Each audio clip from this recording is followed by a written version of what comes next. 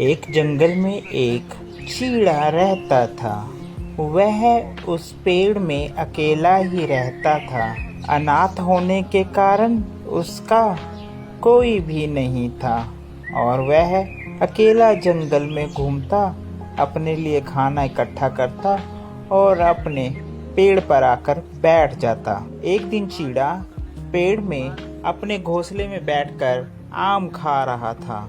अचानक उसकी नज़र सामने पड़ती है। एक चिड़िया के पीछे एक बाज उसका शिकार करने के लिए उसका पीछा करता है। चीड़ा उसे देखता है। छोटा होने की वजह से वह बाज का कुछ तो नहीं कर सकता। वह पेड़ से एक कांटेदार झाड़ी अपनी चोंच से पकड़ लेता है और बाज के जाकर हमला करने लग जाता है।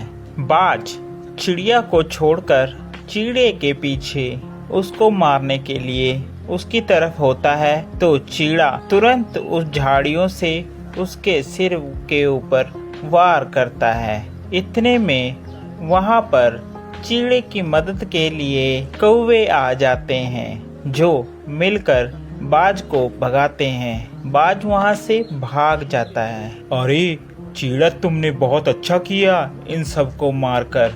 तुम बहादुर हो, बहादुर। धन्यवाद आप सभी का भाई, धन्यवाद आप जो मेरी मदद के लिए आए। लेकिन वो चिड़िया गई कहाँ? कितनी नाशुक्र है वो। उसका बिल्कुल भी फर्ज नहीं था तुम्हारा धन्यवाद करने का। तुम्हें बिना धन्यवाद किए ही वह यहाँ से चली गई। कैसी चिड़िया है वो? चलिए कोई बात नहीं कौवे भाई, इसमें गुस्सा होने वाली बात नहीं है। उस चिड़िया के लिए मैं मदद के लिए आगे आया और भगवान ने मेरी मदद के लिए आप सभी को भेज दिया।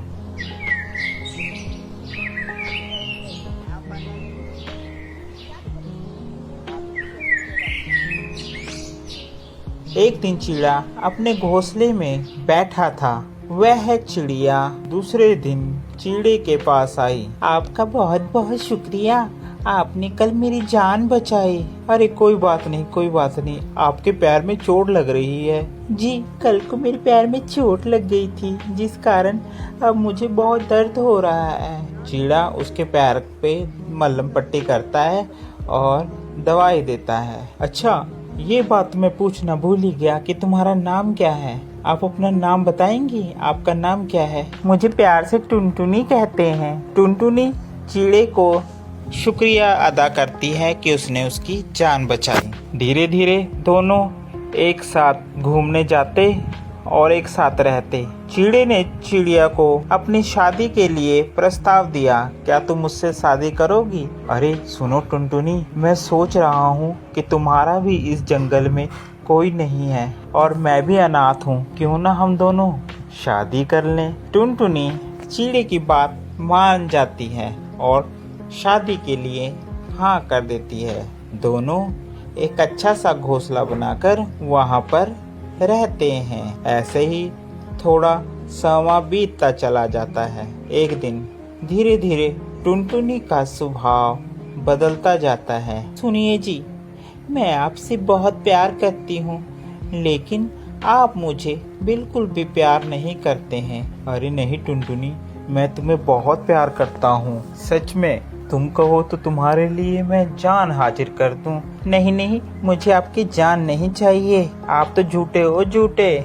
आप मुझसे प्यार नहीं करते हो। अरे सच में टुनटुनी, कहो तो सही, मुझे तुम्हें अपने प्यार साबित करने के लिए क्या करना होगा? अच्छा ऐसी बात है तो वो सामने जो पहाड़ दिख रहे हैं ना? हाँ दिख रहे हैं टुनटुनी। उस पर कल को दोनों में से जो भी जल्दी जाएगा वह सबसे ज्यादा प्यार करेगा।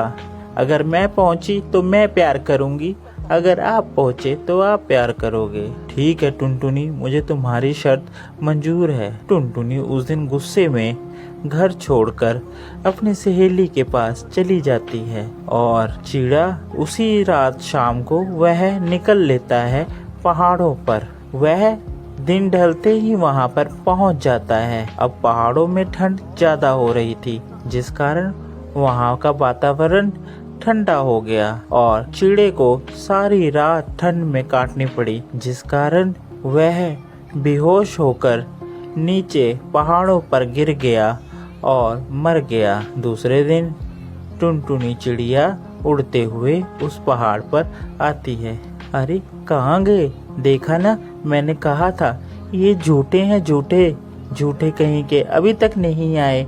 मुझे इतनी देर हो गई इंतजार करते करते। इतने में वहाँ पर एक कौवा आता है।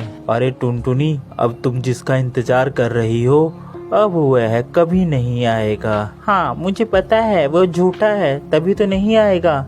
नहीं टुनटुनी, वो अब जिंदगी में कभी भी नहीं आएगा। टुनटुनी पूछती है क्या बात हो गई? अरे क्या बात है, जल्दी बताओ मुझे, क्या कहना चाह रहे हो? कौवा उसे लेकर नीचे पहाड़ों पर ले जाता है, जहाँ पर चिड़ा पड़ा होता है। वह आखिरी समय में भी आंख खोलकर लेटा होता है कि चिड़िया को देख सके। ये सब देखकर टुनटुनी रोने लग जाती है और अपनी गलती पर पछतावा करती है। आपको हमारी ये स्टोरी कैसी लगी जरूर बताएं। साथ ही ऐसी और मजेदार स्टोरी देखने के लिए हमारे चैनल को सब्सक्राइब करना बिल्कुल ना भूलें।